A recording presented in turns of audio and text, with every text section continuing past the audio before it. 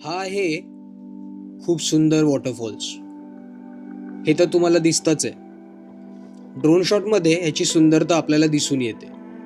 ह्याच ड्रोन शॉटमध्ये उडणारे तुषार, इंद्रधनुष्य ह्या सगळ्या गोष्टी खरंच खूप सुंदर दिसून येतात. हे झालं ड्रोन शॉटचं. प्रचंड हिरवळ आणि दाट जंगलामध्ये वसलेलं हे वॉटरफॉल्स नाशिक जवळ आहे. फेमस स्पॉट आहे आजकालच्या ट्रेकर्ससाठी. या वॉटरफॉल्सचं नाव आहे शीतकडा वॉटरफॉल्स. आधीच्या व्लॉगमध्ये बरेचसे डिटेल्स मी शेअर केलेत इथे कसं पोचायचं त्याबद्दल. हे जे लोकेशन आहे ते सुंदर तर आहेच, हे आपल्याला दिसतच आहे, पण इथे त्याचबरोबर थ्रिलिंग आणि ॲडव्हेंचर सुद्धा आपल्याला अनुभवायला मिळतं. मी इथे कसा पोचलो, कसा आलो, कुठल्या ग्रुपसोबत आलो, हे सगळं आपल्याला माझ्या आधीच्या व्लॉगमध्ये पाहायला मिळेल. हा त्याचा थंबनेल आहे. मी आलेलो विजय सुतारच्या भटकंती ध्यास गड किल्ल्यांचा या ग्रुपसोबत. आणि हे जे रॅपलिंग ॲक्टिव्हिटीज करणार आहेत ते आहेत SRA, Sahyadri rock adventures. Famous group आहे, अनुभवी आहे. हे सगळंच आपल्याला पुढे पाहायला मिळेल. पण माझा प्लॅन नव्हता रॅपलिंग करायचा. सो मी आधी सगळ्यांसोबत शीतकडा वॉटरफॉल्सच्या रॅपलिंग पॉईंटपर्यंत गेलो, जिथे मला सह्याद्री रॉक ॲडव्हेंचर सेटअप करताना दिसले. त्यांचे पवन दादा हे लीडर आहेत आणि हे सगळं ॲनलाइज करतात आणि मगच रॅपलिंगची सुरुवात करतात. त्यांचं सेटअप चालूच होता, तेवढ्यात मला समजलं की एक लोकल आहेत जे खाली जाणार आहेत. मग मी त्यांच्या शोधामध्ये परत तिथेच आलो जिथून ट्रेक स्टार्ट केलेल्या शीतकडा वॉटरफॉल्सकडे. त्या पॉईंटवरून एक रस्ता खाली जातो, उतरतो डोंगरातून, जंगलातून, आणि ही पायवाट आहे. या पायवाटेने मी त्यांच्या मदतीने खाली उतरत गेलो. रस्ता तसा खूप सोपा आहे. जे ट्रेल्स आहेत ते आपल्याला लगेच दिसतात, पण अडचण एकच आहे, खूप स्लोपी आहे, खूप उतार आहे, आणि त्यामुळे तुम्हाला कधी कधी स्टिकची मदत घेऊन उतरावं लागतं. सपोर्ट लागतो, नाहीतर घसरून पडाल. जास्त सिरियस नाही आहे, तसा ट्रेक सोपाच आहे. जवळपास 20-25 मिनिटामध्ये आम्ही ओढ्याजवळ पोचणार होतो. त्याआधी मी दादांना विचारलं या जंगलामध्ये कुठले प्राणी आहेत का, तर ते म्हणाले रानडुक्कर, बिबट्या यासारखे प्राणी इथे आपल्याला पाहायला मिळतात, कारण हे जंगलच आहे. हा त्र्यंबकेश्वर फॉरेस्ट रिझर्व्हमध्ये येतो. पूर्ण स्लोपी पॅच आहे, सांभाळून उतरत जावं लागतं. खडी आहेत आणि त्यामुळे अलगद पाय ठेवत तुम्हाला यावं लागते. हळूहळू जा, घाई करायची गरज नाही. लोकल्स आहेत इथले, त्यांच्यासाठी रोजचं आहे, त्यामुळे त्यांचे रस्ते सगळे तोंडपाठ आहेत. आपलं तसं नाही आहे, त्यामुळे सांभाळून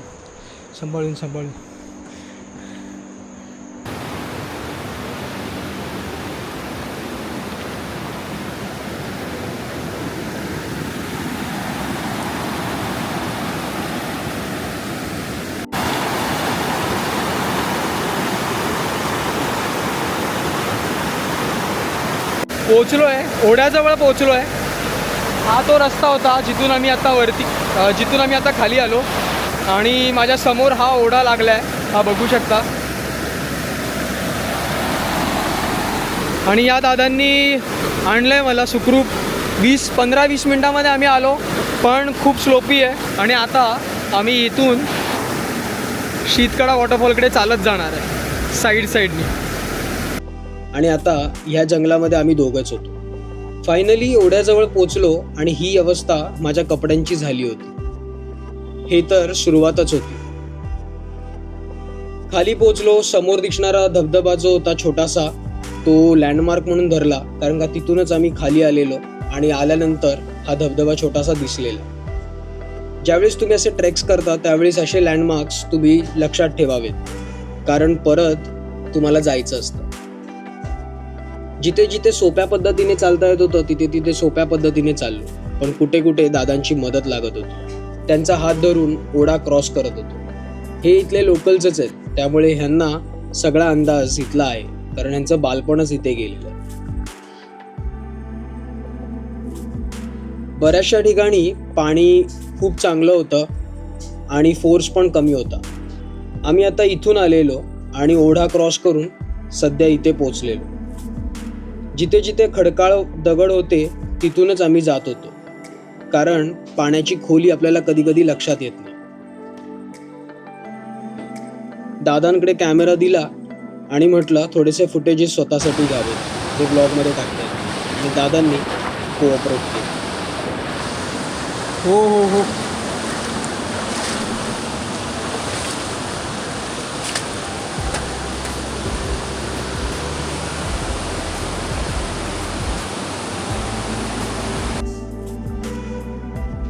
या ट्रेकमध्ये चालणं खरंच खूप सोपी गोष्ट नाहीये. हा ट्रेक दिसतो तेवढा सोपा पण नाही, कारण या पूर्ण ॲक्टिव्हिटीमध्ये जेव्हा तुम्ही रॅपलिंग करायला येता तेव्हा रॅपलिंग कंट्रोल्ड कंडिशन्समध्ये असतं, कारण केबल्स सह्याद्री रॉक ॲडव्हेंचर्स सारखी लोक ॲनलाइज करतात आणि मगच कॅन्डिडेट्सना सोडतात. पण बाकीच्या गोष्टी या जंगलातल्या असतात. सध्या जे समोर जंगल दिसतंय ते घनदाट जंगल आहे, ज्यामध्ये वेगवेगळे प्राणी आहेत आणि सध्या आम्ही दोघेच आहोत. थ्रिलिंग ॲडव्हेंचर आहे, थ्रिलिंग एक्सपिरियन्स आहे, नो डाऊट अबाउट इट. पण जेव्हा तुम्ही येता तेव्हा नक्की काळजी घ्या, हवामानाचा अंदाज घ्या, इथे कुठल्या घटना घडल्यात का त्याची माहिती घ्या आणि मगच ट्रेकची सुरुवात करा. वरतून खाली आलो ते 15 ते 20 मिनिटांमध्ये ओढ्याजवळ पोचलो. पण खरा प्रवास आहे तो त्या पॉईंटपासून शीतकडा वॉटरफॉल्सच्या बेसपर्यंत. इथे कुठलाच वेगळा रस्ता नाही, तुम्हाला स्वतःचा मार्ग काढत जावं लागतं. वाहणाऱ्या पाण्यामधनं खडकाळ दगडांवरती पाय देत, स्वतःला सांभाळत, शेवाळांवरती पाय न देता तुम्हाला सुखरूप बेसपर्यंत जायचंय व परत तिथून वरती रिटर्न जायचंय. त्यामुळे मी सजेस्ट करीन मोठ्या मोठ्या खडकांच्या बाजूला जिथे गॅप्स असतात तिथे पाय देऊन प्रवास करावा. शेवाळ असलेल्या दगडांवरती पाय द्यायला जाऊ नका, तोंडावरती पडाल. हे काही लोकांचे अनुभव आहेत आणि त्यामुळेच सांगतो. शीतकडा वॉटरफॉल्स फक्त रॅपलिंग पुरता पाहू नका. शीतकडा वॉटरफॉल्स 3 टप्प्यामध्ये येतो. पहिली गोष्ट होते ती रॅपलिंग, मग हा ट्रेक आणि मग परत वरती जायचं म्हणजे असेंड. हा आत्तापर्यंतचा माझ्या आयुष्यातला सगळ्यात थरारक अनुभव आहे. शीतकड्याच्या बऱ्याच जवळ पोचलेलो, पण आता इथपर्यंत पोचेपर्यंत इथला फ्लो वाढलेला आणि ते दिसायला लागले. दादा उडी मारून तर पलीकडच्या बाजूला गेले, पण पंचायत झाली ती माझी. मला तिथल्या दगडांचा अंदाज नसल्यामुळे उडी मारून जाऊ शकत नव्हतो आणि म्हणून मी त्यांना रिक्वेस्ट केली की माझ्यासाठी केबल घेऊन येऊ. 1.5 तास मी ह्या ठिकाणी वाट बघत बसलेलो. आमच्या पाठीमागून अजून एक लोकल आले, ती दोघं पण गेली आणि त्यांनी ही केबल आणली. 1.5 तास तोपर्यंत मी इथे एकटाच होतो आणि जंगल आहे, प्राणी आहेत, ह्या सगळ्या गोष्टी मनात होत्या. आता इथून ते रशी लावणार, इथे बांधणार आणि मग मला इकडून तिकडे घेऊन जाणार. सो खूप मदत झाली आहे लोकल्सची. आणि असल्या ठिकाणी पाऊस जर का भरपूर असेल तर नक्की येऊ नका, कारण आज तसा मध्यम पाऊस आहे, जास्त नाही आहे, पण मस्त वातावरण झालं आहे. खूप सुंदर शॉट्स आलेले आहेत, ते तुम्ही ब्लॉगमध्ये पाहालच. अनुभव थ्रिलिंग अँड त्यासाठीच मी आलेलो. आता बघूया ते कसे इकडे येत आहेत. फ्लो असल्यामुळे इथे कुठेच जागा नाही जिथे स्टेबली पाय ठेवता येईल, पण हे लोकल्स आहेत आणि यांना हे सगळं करता येतं आहे, सो ते करत आहेत.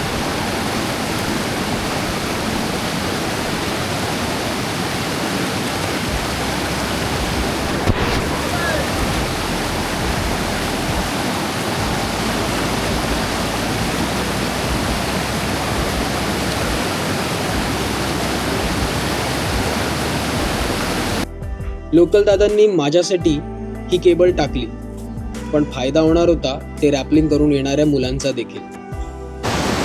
तर मग आता ही अशी रशी तिथे एका टोकाला आणि इथे एका टोकाला असे बांधणार आहेत. आणि मी तर इथून जाईनच, पण जे रॅपलिंग करून आले आहेत त्यांनासुद्धा असंच याच मार्गाने घेऊन जायचा प्लॅन आहे. आणि फ्लो वाढतो आहे त्यामुळे हे करावं लागतं आहे. तर अशा ठिकाणी येताना पावसाच्या पूर्ण अंदाज घेऊन या मी म्हणी. दोन्ही बाजूला केबल बांधल्यानंतर मी हा ओढा क्रॉस केला आणि मला खरंच इथे फ्लो जाणवला. दादांनी मला तेवढ्यात सांगितलं की रशी खेचून गाठ जी मारली आहे ती टाईट करा आणि मी तेच केलं. ही रशी अशी खेचली आणि टाईट केली. ही केबल आम्ही इथेच सोडणार होतो, कारण रॅपलिंग करून येणाऱ्या कॅन्डिडेट्सना हा ओढा परत ओलांडायचा होता. हे सगळं होत असताना माझं लक्ष पाण्याच्या पातळीकडे होतंच, पाण्याच्या रंगाकडे होतंच, आणि दोन्ही पण बदलत चालले.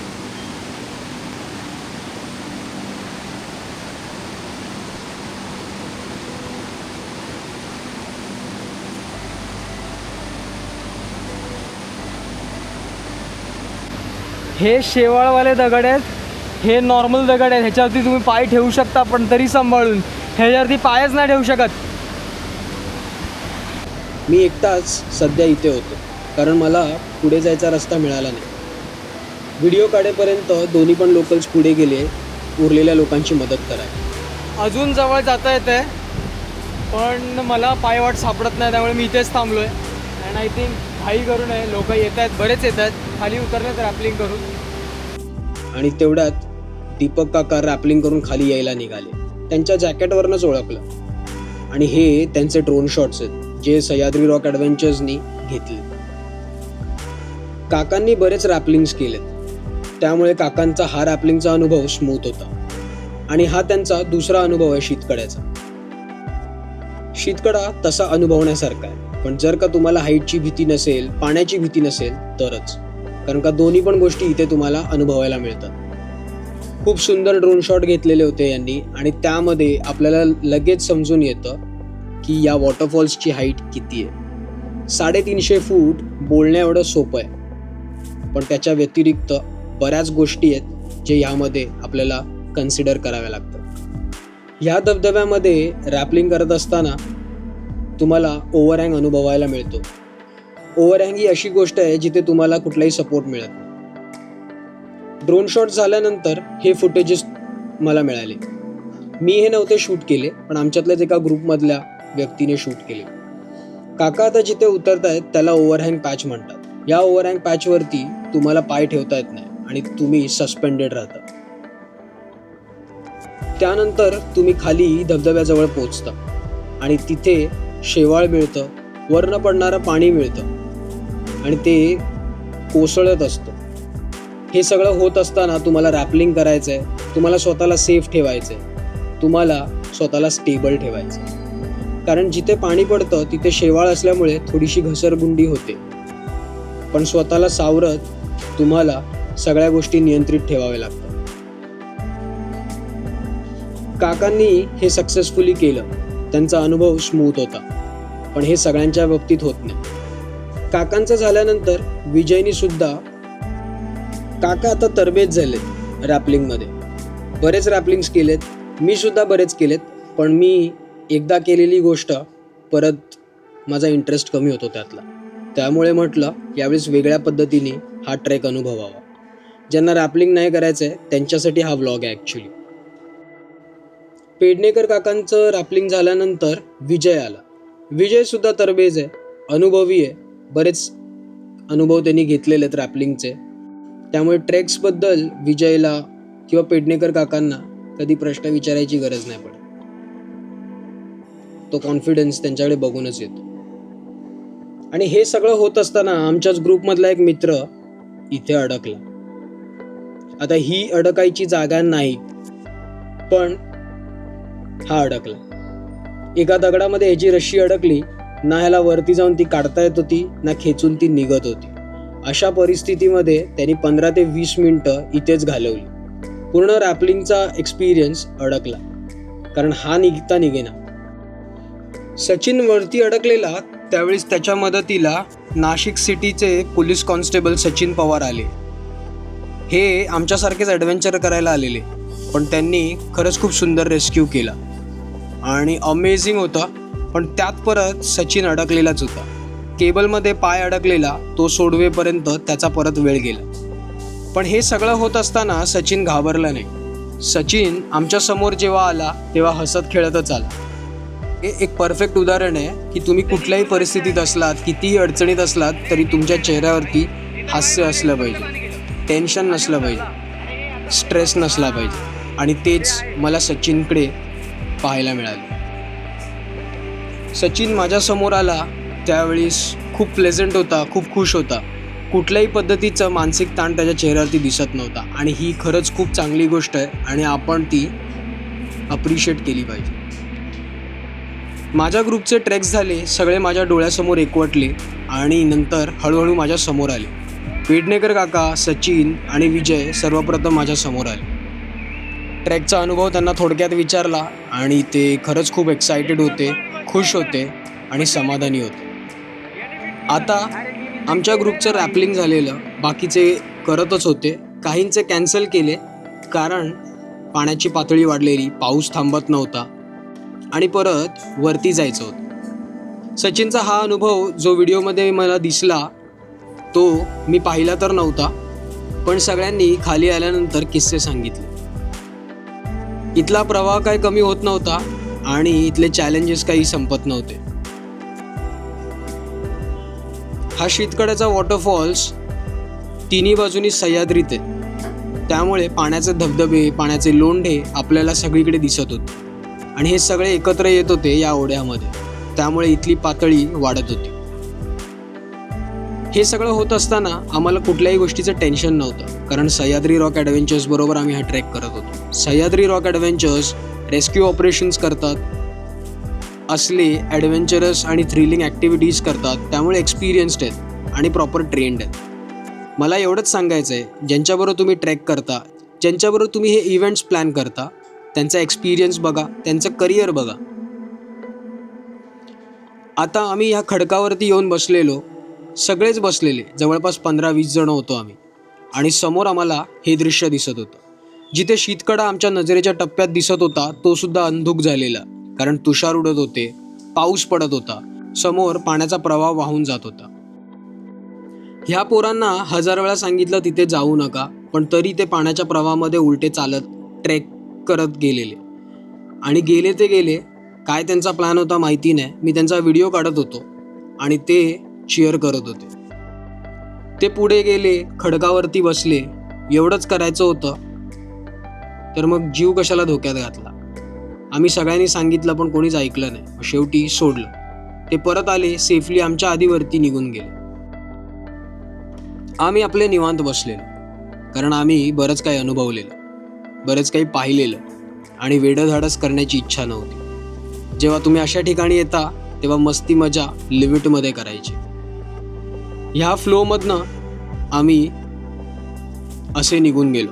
हे सगळं तुम्हाला पुढच्या व्लॉगमध्ये नीट पाहायला मिळणार आहे, कारण खूप काही पाहण्यासारखं आहे, अनुभवण्यासारखं आहे. शीतकडा वाढतच चाललेला आणि अशा ठिकाणी तुम्हाला पळायला तशी पायवाट नसते. मी सुद्धा असाच हा ओढा पार करून आलो. बघताना लोकांना भीती वाटू शकते, पण याचा सविस्तर अनुभव मी पुढच्या व्लॉगमध्ये सांगणार आहे. कुठलीही गोष्ट काळजी करण्यासारखी नव्हती. ज्या मार्गाने मी खाली उतरून आलेलो, जिथे मी ओढ्याला भेटलो ते पाण्याखाली गेलेलो, त्यामुळे जंगलातनं नवीन रस्ता शोधत आता आम्हाला वर जावं लागणार होतं. हा सगळा माझा अनुभव 3ऱ्या पार्टमध्ये शीतकडा वॉटरफॉल्सच्या तुम्हाला पाहायला मिळणार आहे, अनुभवायला मिळणार आहे. गोष्टी व्लॉगमध्ये सोप्या वाटतात, पण ट्रेक्समध्ये ॲक्च्युअल अनुभव खूप वेगळा असतो. शीतकडा नेहमीच मला आयुष्यभर लक्षात ठेवेन असा अनुभव देऊन जातो. ही 3री वेळ, 3ऱ्यांदा सुद्धा नवीनच अनुभव देऊन गेला. तर मग भेटूया पुढच्या व्लॉगमध्ये आणि शीतकडा कसा आहे ह्याचा पूर्ण अनुभव त्यात घेऊया. हे तर थोडासाच पोर्शन होता ज्यामध्ये रॅपलिंग आणि ओढ्याच्या बाजूचा ट्रेक आपल्याला अनुभवायला मिळाला. खरी मजा पुढच्या व्लॉगमध्ये. तोपर्यंत जय शंभूराजे, जय शिवराय.